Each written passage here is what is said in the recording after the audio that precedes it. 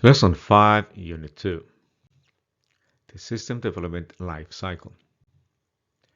The System Development Life Cycle, SDLC, is a logical process used by a system developer or software consultant to develop an information system. It details the steps for gathering requirements, analysis, design, development, testing, training, and user ownership.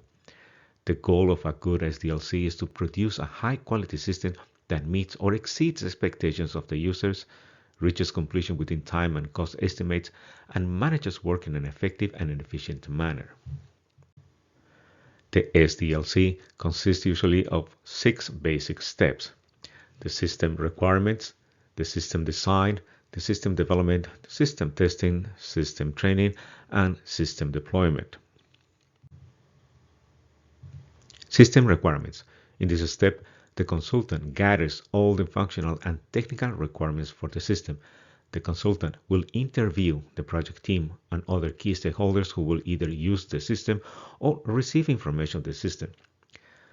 System design. Here the consultant will develop a design of what the system will look like.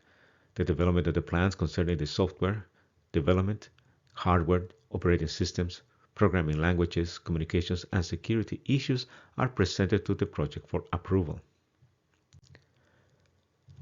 System development. In this step, the consultant develops the system, builds all the software code, tests the functionality, and resolves any issues caused by errors in the code. System testing.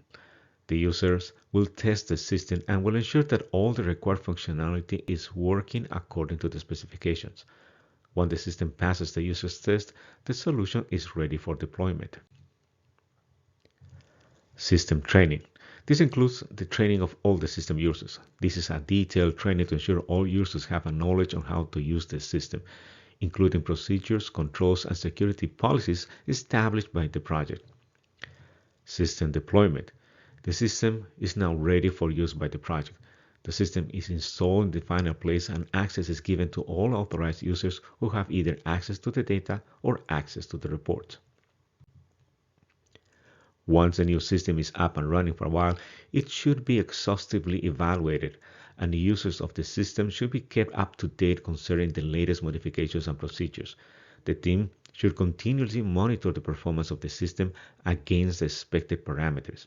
Any changes in performance should be notified to the software developer for fixes or changes to the software code or even improvements in the hardware and network configurations. This cycle can be repeated after each development phase.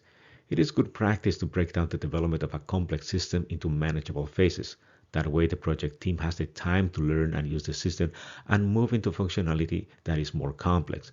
After the first phase is completed and the project team has had enough practice with the system, the project can start a new phase of the cycle with new requirements and additional functionality to meet new needs. This cycle approach reduces the risk associated with developing information management systems and allows a gradual acceptance and use of the system by the project, the organization, and the stakeholders. This approach ensures the ownership of the system as a tool to help the project manage its information.